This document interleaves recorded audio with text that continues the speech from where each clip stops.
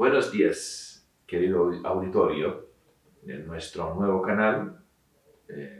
Lo que no expliqué al comienzo del primer episodio, charla, es que esas charlas y conversaciones que vamos a tener, que empezamos con Rodolfo Jokanovic, seguimos hoy con Silvana Markovic, Silvana Inés Markovic. El único propósito que tiene es educativo. O sea, queremos educar a la gente que tiene ganas de hacer algo, en el sentido de moverse y hacer un poco más sobre sus raíces, sobre crear instituciones, sumar gente a lo que quieren hacer en el futuro, que escuchen nuestras historias, lo que hicimos nosotros, y que de eso puedan quizás sacar alguna idea y ver cuáles eran nuestros errores para que hagan un trabajo mejor. Lo más importante, y con eso voy a dejar la palabra a Silvana, lo más importante, mi propio error en todo eso, más grande era querer sumar por cualquier costo. Querer sumar cualquier persona. A veces, definitivamente ahora, después de mucho tiempo, veo que la clave de crecer no es sumar por cualquier costo. A veces es tener un poco de paciencia y quizás no sumar tanta gente, sumar menos gente que quiere hacer más. Eso sería mi experiencia en crear colectividades y hacer en lo que hicimos juntos. Y todo lo que lo hice con Rodolfo, con Silvana y algunas personas más que van a ser entrevistadas en los próximos días y meses. Así que sumar por cualquier costo, cualquier persona no vale la pena. Y el primer pequeño alarme que te suena, mejor que esa persona no está parte de la idea, del movimiento y todo eso. Que nunca podemos saber qué está pasando en la cabeza del otro, cómo lo está percibiendo y cuáles son los intereses.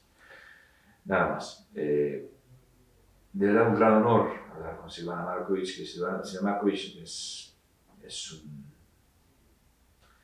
uno de los fundamentos de la montenegrinidad en Argentina, y no solo Argentina, mucho más largo. Mucha gente la veía como una secretaria de una embajada, un asistente de un embajador, pero ella siempre era mucho más de eso. Y con todo lo que he hecho, comprobó de ella, personalmente, hizo mucho más que instituciones con nombres muy wow en Montenegro. Lo no hacer de ellos se sobrepasaba con el esfuerzo de ella.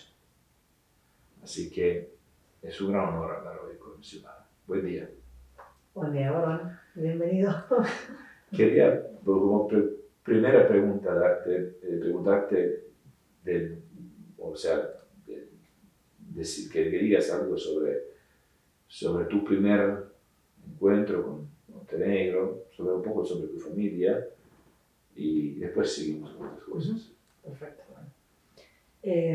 Mi primer acercamiento... ¿Dónde naciste también? Sí.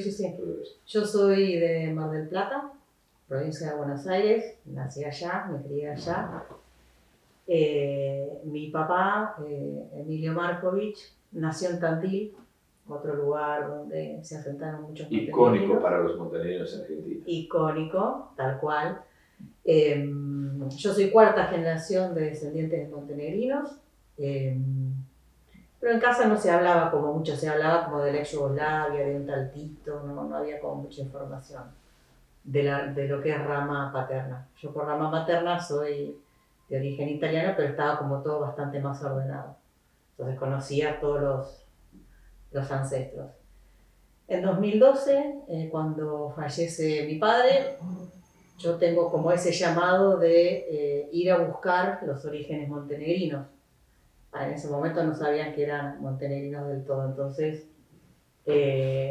renuncio a un trabajo que tenía, que no era del todo bueno, y dije, la vida está para ser vivida, y empecé a investigar con primos y tíos de mi papá. Mi papá ya había fallecido y había casi ningún documento que dijera de qué pueblo de Montenegro venía mi bisabuelo.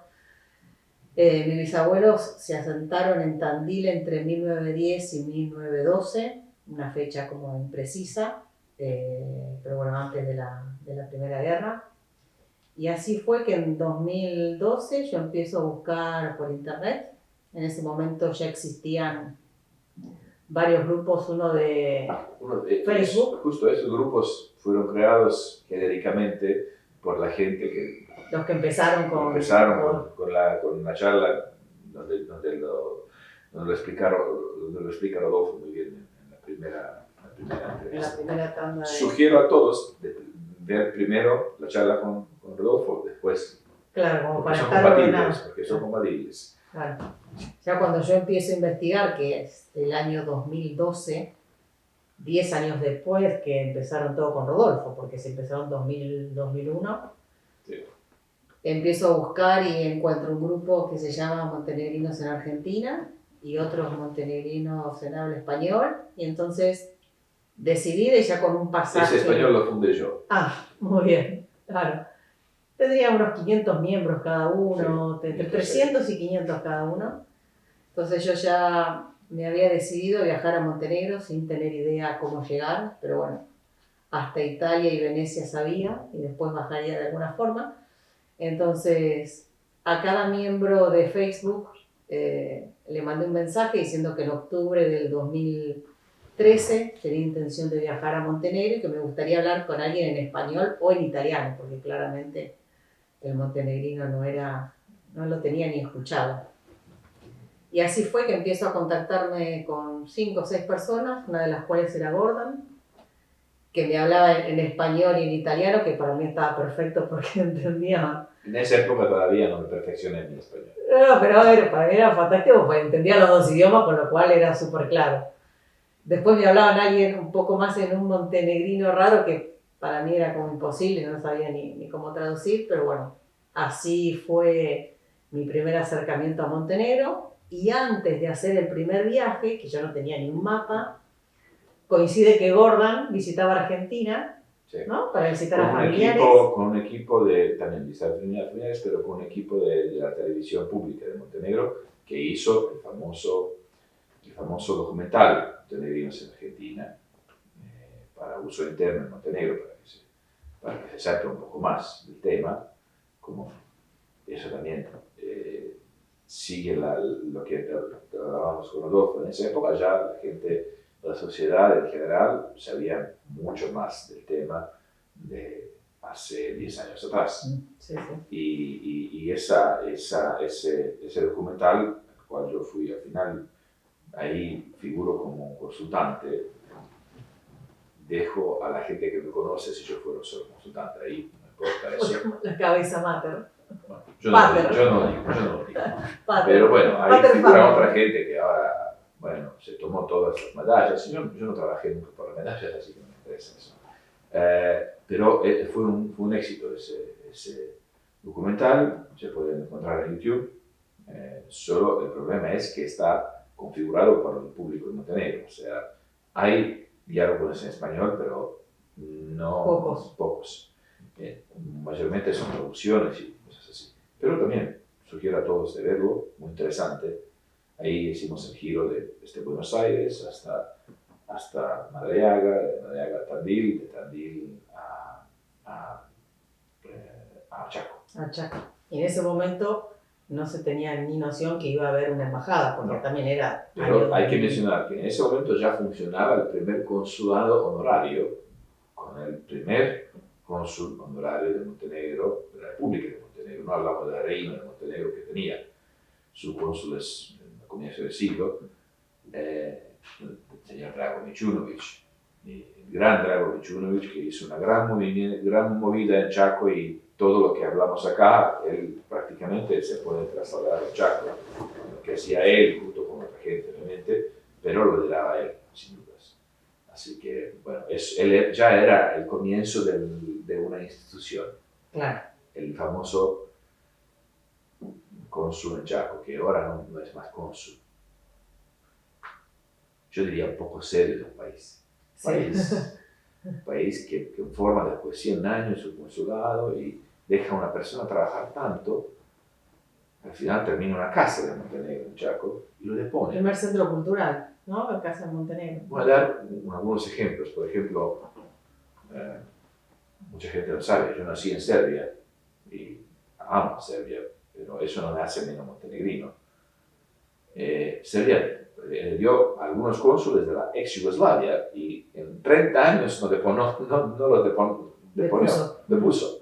Así que sí, es muy poco serio, y eso demuestra la calidad de la diplomacia de Montenegro también. Detrás de eso estoy completamente. De poner un cónsul,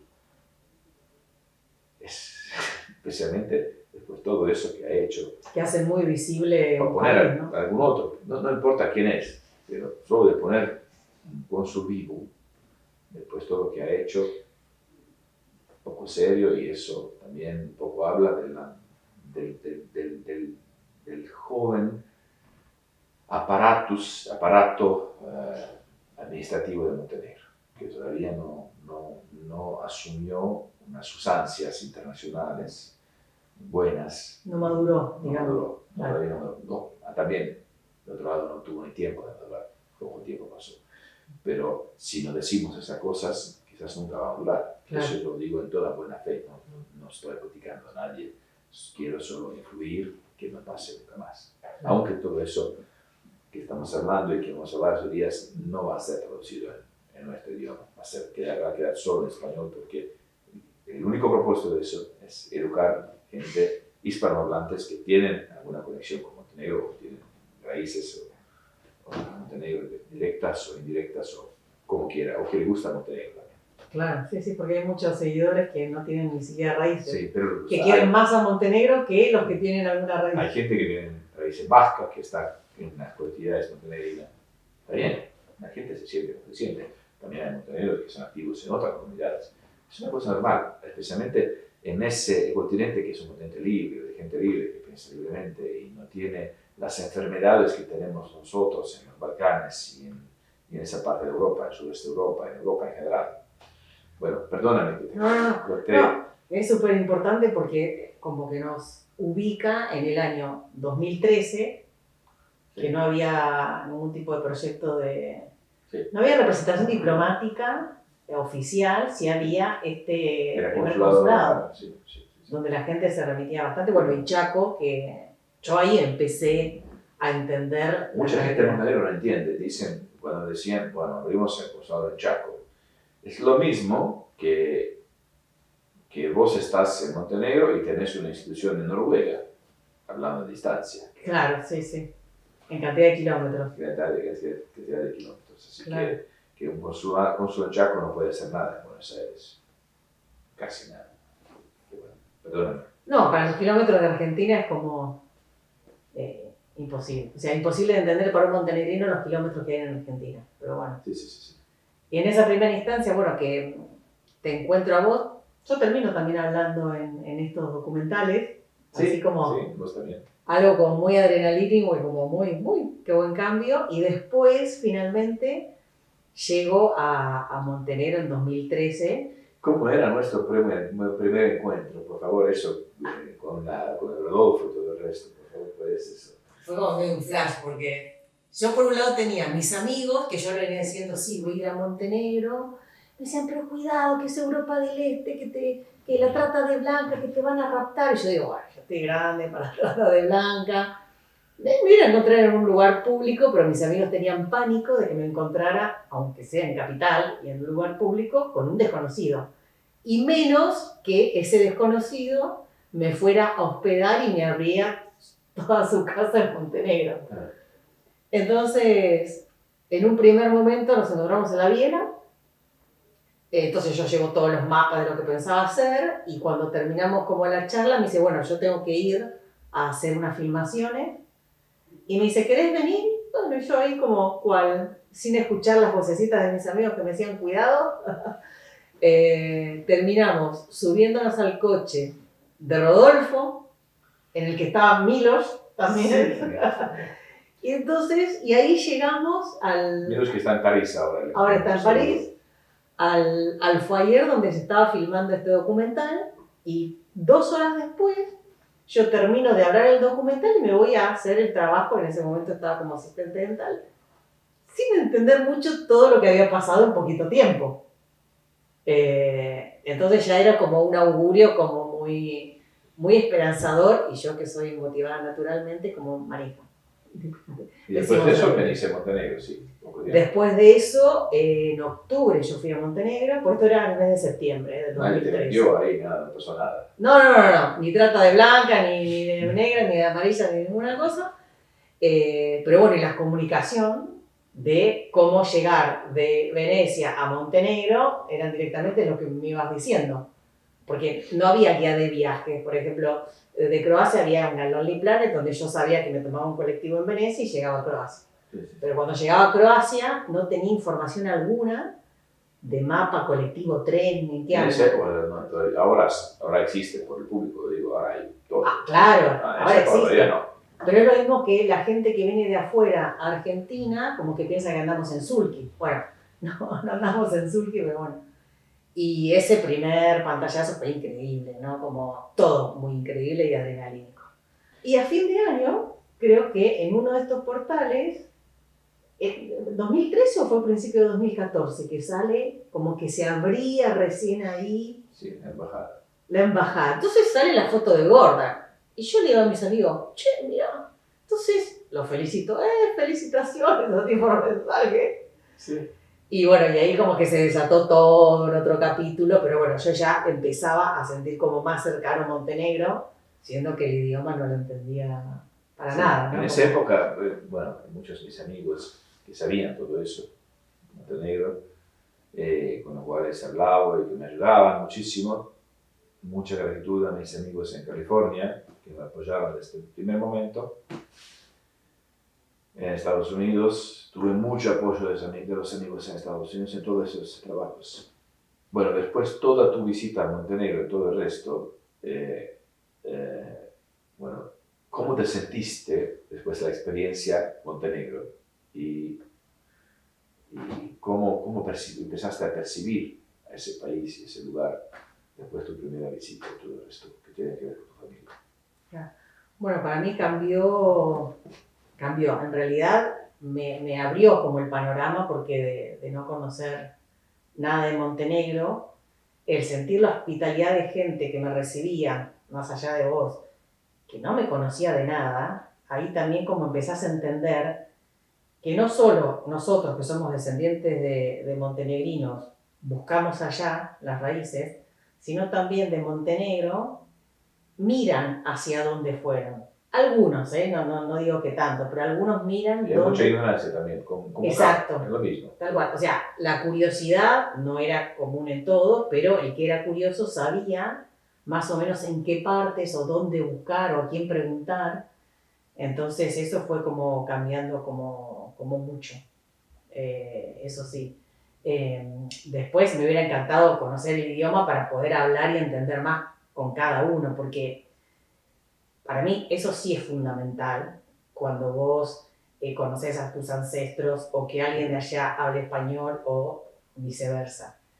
Y mucho más, bueno, después cuando surgió que habías empezado como primer embajador en la sede diplomática, creo que fue una de las cosas puntuales y como una base fundamental que la gente pudiera hablar en su idioma español sobre Montenegro, ¿no? Porque en Argentina, si hay 2% que hablan en montenegrino, está. Y en inglés pueden hablar, pero como que se va perdiendo, ¿no? Entonces, eso fue como muy, muy impactante también. ¿Cómo era para vos la experiencia trabajar en la embajada con el primer embajador? Para mí fue todo como muy adrenalínico porque, bueno, yo soy profesora de arte, no tengo mucho que ver con diplomacia. Pero tenías esa flama en los ojos que tiene que ver con Montenegro, todo que tiene que ver con Montenegro. Claro. O sea, Sí, el tenías ímpetu, la garra. sed de hacer algo más de lo que... Y de conocimiento, de tratar de difundir, de que se conozca. No sé, eso creo que es el ser inquieto que podés tenerlo o no. Entonces, cuando me convocás como para que forme parte, yo me asombro como digo, mirá, que yo de diplomacia cero. Y ahí lo que entendí también que era el tema de... Yo no buscaba un administrativo, yo buscaba a alguien que cree en la cosa que creo yo. Claro, exactamente. La idea de difundir la cultura y enseñarla en diferentes lugares era como fundamental.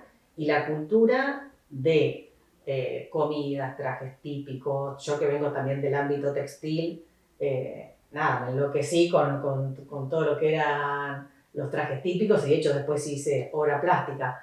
Pero Hicimos una linda muestra en Sao Paulo. en San Pablo, pero antes de eso inclusive también los libros, que hay algunos acá expuestos, en español sobre historia de Montenegro, que bueno, que gracias a tu puente, porque en realidad si los diplomáticos no hacen de puente con el país de origen y acá, en donde esté la sede, no se generan como proyectos, es muy difícil que se pueda ir transmitiendo toda esa cultura. Entonces, cada evento que se hacía, cada degustación o cada, no sé, brindis a fin de año, y esto también como vos habías empezado con Rodolfo, de ir llamando a cada descendiente. Eso quiero decirte.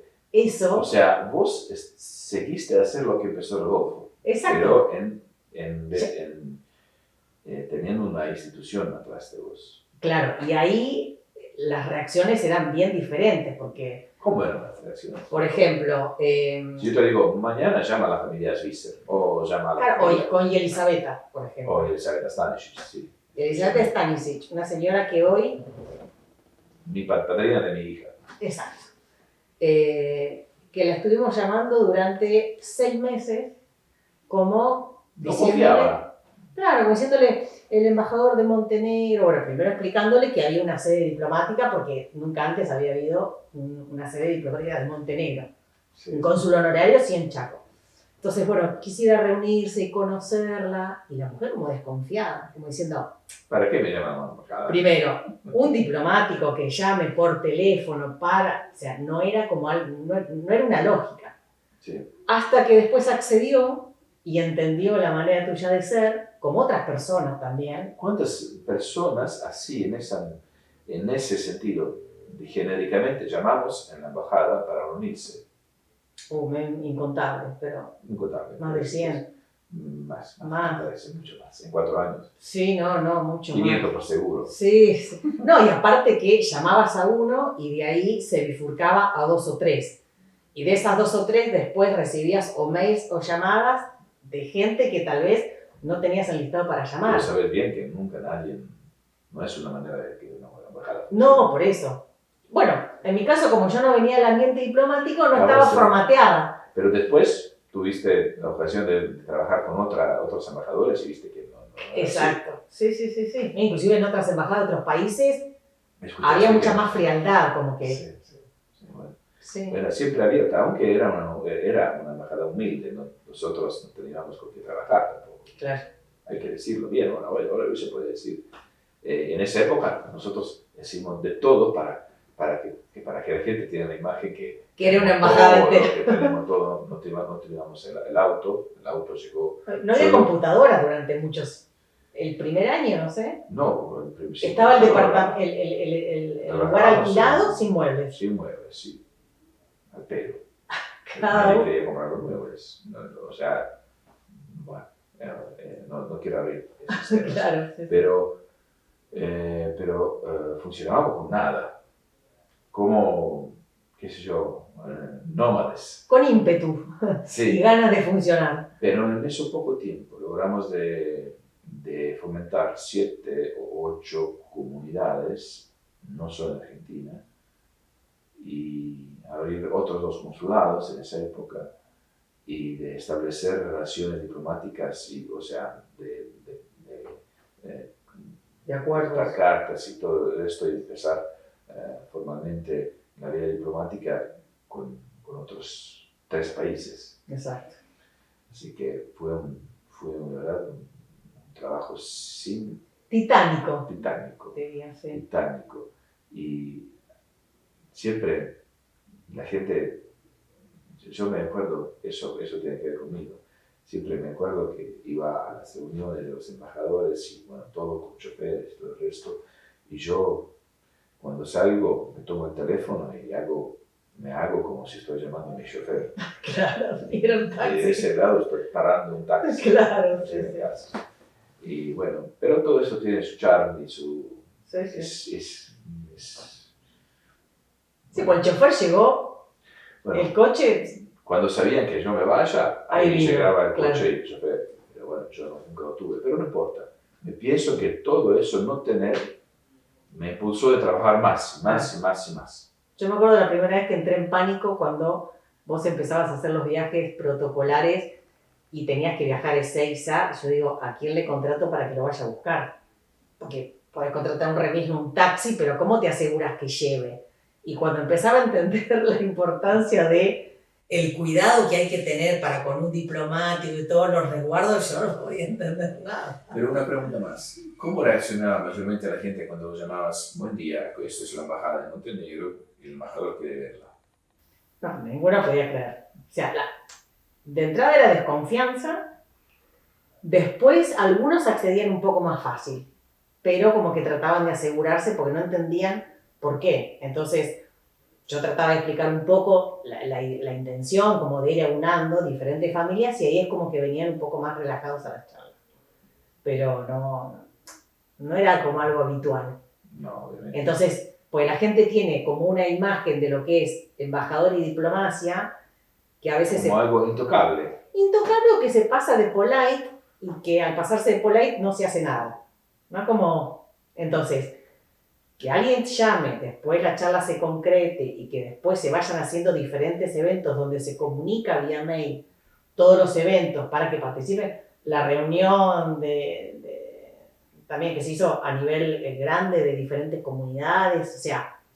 Logramos al final de hacer un congreso donde vinieron representantes de comunidades desde México hasta Tierra del Fuego. Exacto. Y la presentación de libros también de Montaña Negra. Montaña Negra en México también, bueno, publicamos, el de ayudamos a publicar el libro de Cari Orajo, Tandil, de Iván Damjanovic, de Juan Pablo Greco, de mucha otra gente. Sí, los de historia, los de relato. Bueno, eso también lo hicimos con ayuda de las instituciones de Montenegro, eso con el gobierno y eso con la matriz de Montenegro. Así que bueno, eso. El cementerio de Recoleta también, la placa. Bueno, marcamos Buenos Aires en muchos lugares. Claro. Marcamos Montenegro, Buenos Aires con Montenegro en muchos lugares. La placa en el cementerio, al primer cónsul, obviamente, era impresionante para mí. O sea, estamos teniendo una embajada y no tenemos un homenaje al primer cónsul, la primera persona que formalmente representaba a nuestro país, en 1906. Y bueno, ahí pusimos la placa. Después, bueno, gracias también al cónsul de Buenos Aires de esa época, tuvimos la plazoleta Montenegro. La marcamos también ahí. Ahora un bonaerense, cuando va en el cementerio de Recoleta, va a ver algo que tiene que ver con Montenegro. Claro. Y lo va a también a ver en la computadora. En la entrada de Recoleta, si pones el nombre, te dice dónde está la placa de Montenegro. Sí. Y después también pusimos la placa donde estaba el consulado, el segundo consulado, de 1918, en Florida, en Florida. Ahí también lo marcamos. Y bueno, la comunidad montenegrina que se creó a esa gente que llamamos por teléfono. Claro. Que se empezó a involucrar también. La segunda comunidad, la segunda, que sigue existiendo hoy, y ellos hicieron una gran movida también, pero me parece que nunca fueron sin apoyo nuestro, de nada. No, porque me parece que la energía y el entusiasmo se contagia. Entonces, hay gente que por motus propio puede como avanzar y aunque no le estén diciendo hagamos, funciona solo, y hay otros que necesitan esto de, bueno, vamos para allá, se me ocurre esto, entonces todos apoyan. Me parece que eso es lo que cambia. Hay gente que es como más pasiva y que acompaña, hay gente que no quiere hacer nada, hay gente que quiere hacer para salir en la foto con un diplomático, Sí. que eso hay un montón, pero la mayoría de la gente que sigue haciendo con o sin un diplomático al lado es porque realmente le sale. Y porque siempre tuve esa semillita, tipo Rodolfo. Sí, sí. Que si bien Rodolfo no estaba en todas las fotos, a veces muchas No de las estaba casi personas... nunca. Claro, pero siempre estuvo. Una cosa que olvidamos decir con el Rodolfo, que en esta casa donde estamos filmando esos dos videos, fue la primera, formalmente, por lo menos porque tuvimos que tener algo, una sede, fue la sede de la embajada. Claro. Eso fue la primera sede de la embajada. La primera dirección. Por una razón administrativa, teníamos otro lugar donde registrarlo antes de alquilar el primer espacio, acá fue la primera sede. Y eso figura en la base de la historia. Bolivia 266, Villa del Parque, como la primera sede de la primera embajada en Montenegro. Sí, eso es increíble. Eso lo teníamos que decir con todo vuelve, ¿no? Como... en la primera entrevista.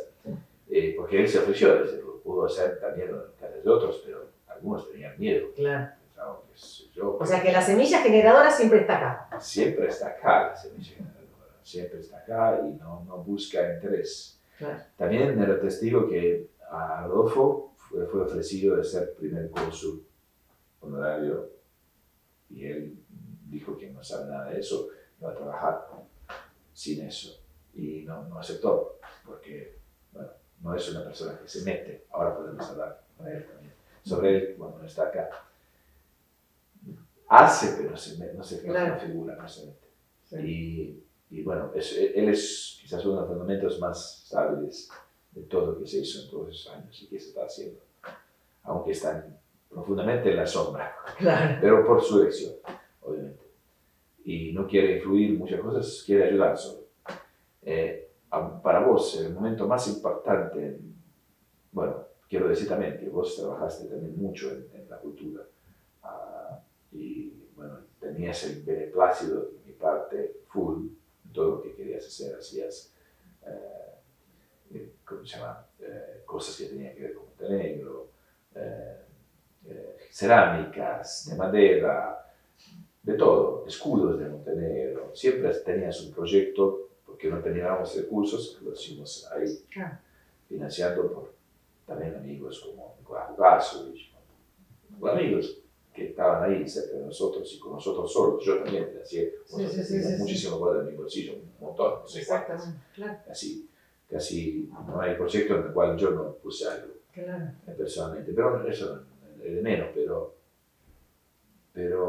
lo que quiero preguntarte, ¿qué es en todo tu trayectoria en la embajada y todo el resto de la comunidad montenegrina que te impactó más, un momento que dejó más impresión para vos, qué sé yo, o que te marcó o algo así?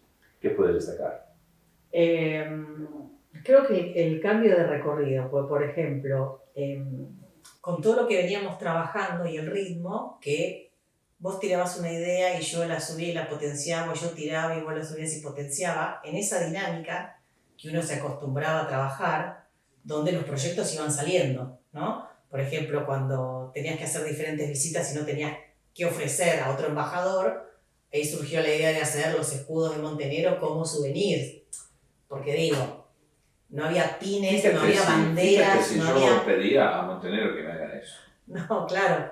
Entonces, nada, te preguntaba y mandábamos a hacer calados y yo los pintaba y los armábamos y eso aunque sea se llevaba como ofrenda, ¿no? Y entonces Montenegro empezaba a estar con el gobernador X que te reunía, con diferentes, y así un montón de cosas. Luego, en el Congreso mostrar lo de Juan Vladimir Martinovich también como artista plástico, generar también conciencia de esto de Montenegro y los descendientes y todo lo que se iba generando.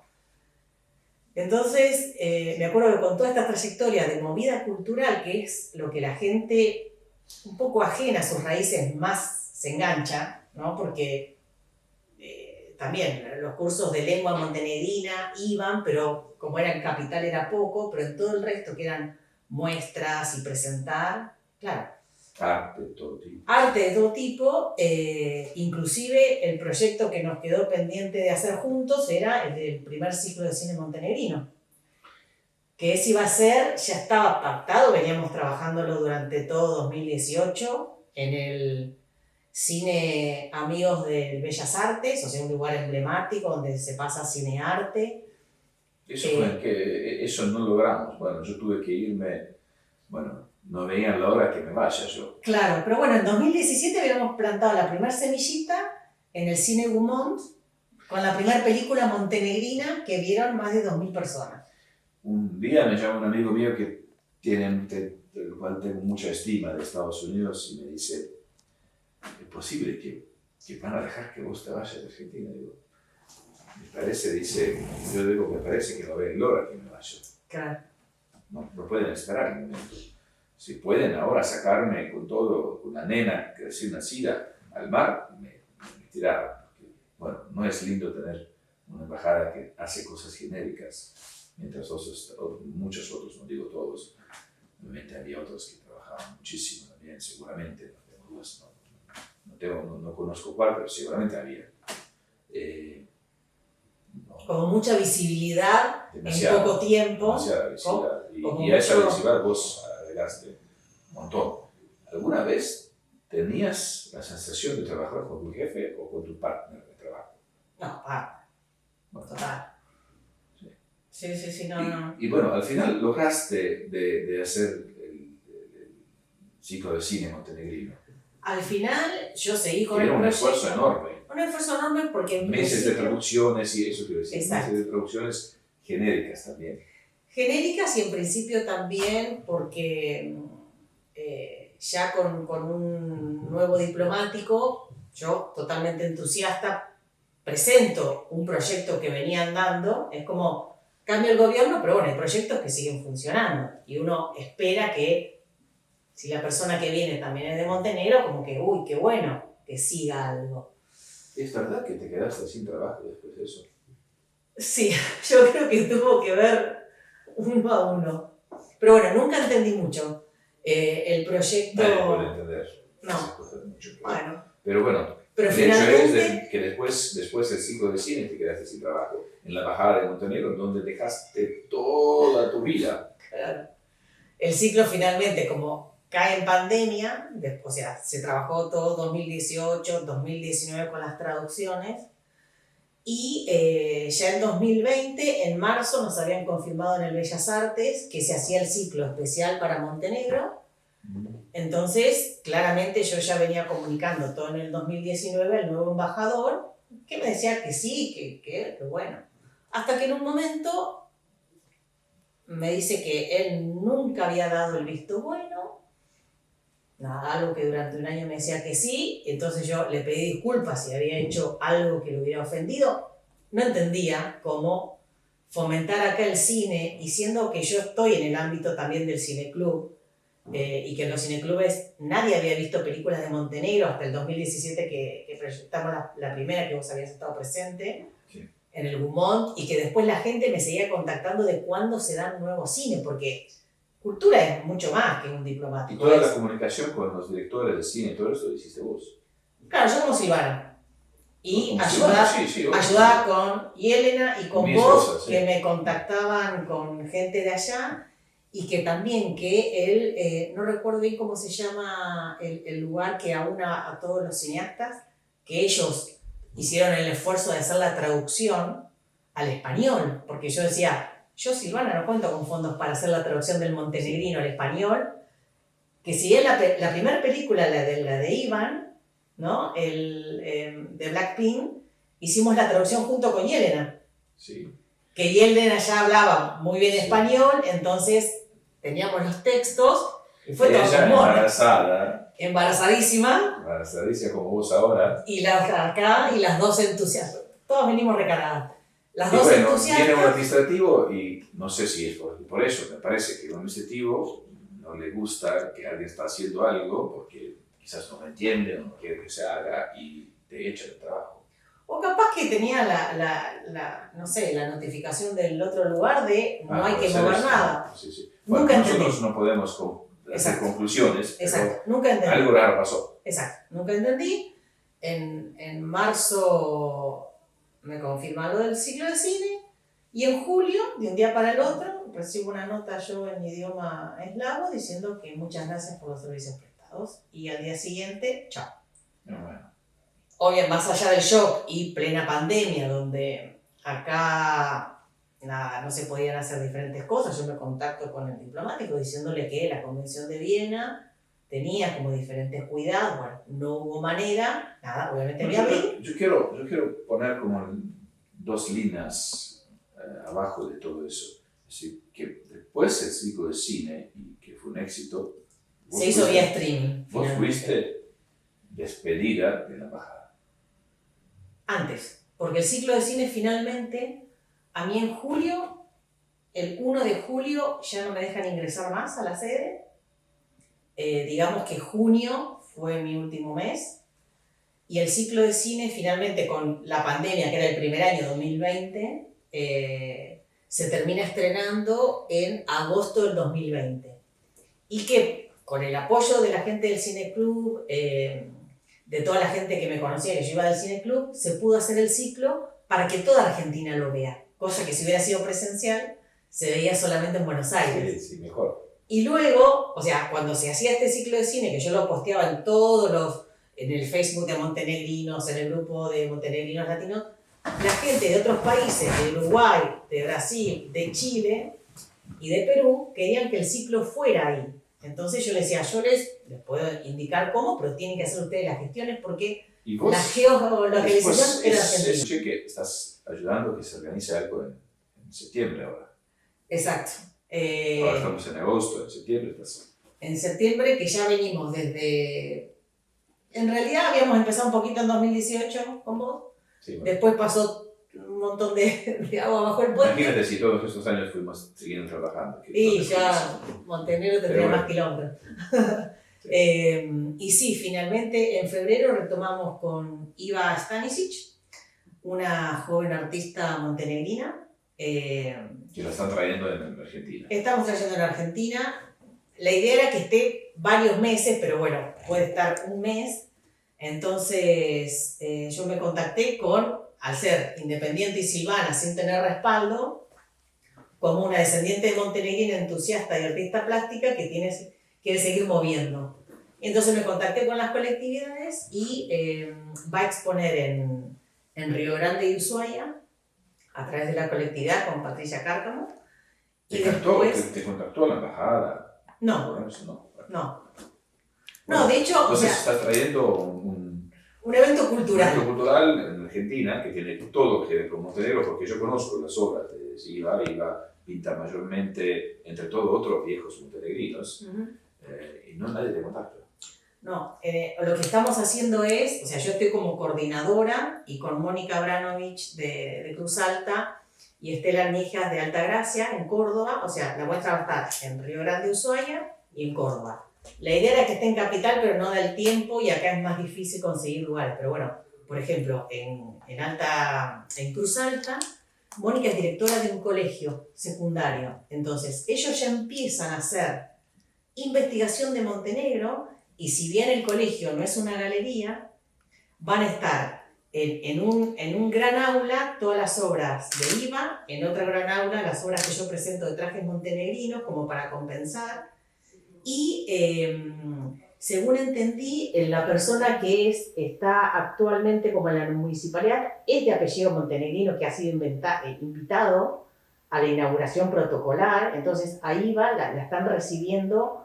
Cultura del municipio paga todo lo que es hospedaje y movilidad de IVA y el traslado de obras, que es un montón. Y lo que estuvimos hablando con Patricia y con Mónica es... La conclusión de todo eso sería que... Redactamos una carta y le vamos a enviar a la embajada para que se informe. Si quieres hacer algo genéricamente, siempre se puede hacer. Siempre. No hay que esperar. Con o sin apoyo. Instituciones. A veces instituciones sí quieren ayudar o pueden ayudar, pero a veces no, como en ese caso, obviamente. Pero noté en todos esos años que muchas veces mucha gente está esperando que la empuje una institución. Claro, que sea la institución quien llame a hacer cosas. ¿no?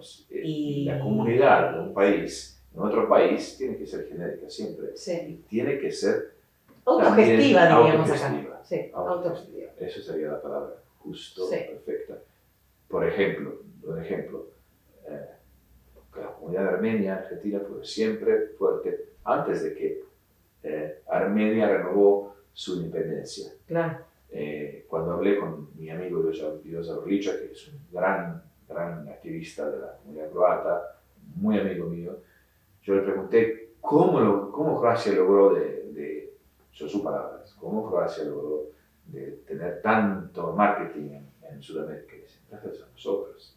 Claro, sí, No exactamente. era gracias, sí, seguramente sumó la Sumó diplomacia, algún apoyo, sí, pero pero en general no hizo el fue fuerte. a través de la comunidad croata. Exacto. Sí, que le dan Y visibilidad. justo esto estás haciendo vos ahora, y por eso quería hoy mayormente hablar con vos y educar un poco Sí, nosotros lo que vamos a hacer es esta carta comunicar, porque Iva en su momento pidió cartas de invitación para la exposición para que ella pudiera gestionar fondos en Montenegro, y como que en resumen le dijeron como que no había fondos para eso, entonces, pero se ve que desde Montenegro contactaron a la embajada de alguna forma. Entonces, Patricia Cárcamo, que había chequeado la embajada, yo no me puse en contacto por obvias razones, pero le dijeron como que estaban a disposición para buscar algún sponsor. Entonces le digo, bueno, si se ofrecen, yo ahora estoy en plan de redactar una nota donde nos nombremos a todos los que estamos organizando, a ver si ellos realmente van a apoyar y buscar algún sponsor. Suerte con eso. Gracias. Bueno, terminamos hoy esas charlas. Te agradezco muchísimo. Gracias. Seguramente vamos a volver a charlar en un tiempo. Eso también es mi primera visita de Argentina después casi 4 años, 3 años y pico, pandemia, todo el resto hizo lo suyo. Y por la invitación de la comunidad montenegrina de Buenos Aires y otras instituciones argentinas, la idea de todo eso es educacional y a través de casos vivos, o sea, proyectos vivos, concretos, demostrar que si alguien quiere hacer, lo va a hacer. Sí, exacto. De alguna u otra manera, y que la gente que quiere hacer está acá, vos estás acá, vos estás acá, y mucha otra gente que voy a entrevistar en los próximos días, semanas y meses. Exacto. Porque voy a seguir entrevistando gente. Eso es mi idea. Porque lo que no queda hoy en YouTube y otras, nadie lo va a ver. Claro. O sea, que sigue viva la llama, ¿no? Sigue viva la llama a través de eso. Eso es mi idea, como nunca más voy a volver a ser embajador acá o algo así. Quizás me voy a quedar en Argentina por otras cosas, algunos meses o algo así, pero nunca voy a hacer nada oficial acá. Pero quiero seguir teniendo la llama viva. Claro. Sí, siempre vas a estar conectando, como desde los 20 años en eterno. Hasta que yo vivo. Claro. Bueno, gracias a todos. La próxima charla, muy pronto, vamos a poner online. Gracias a Pablo Tucanovic también por ese por el excelente apoyo técnico y todo el resto que está haciendo. Y vamos a crear un nuevo canal donde van a ser subidos todos esos videos. Gracias. Muchas gracias.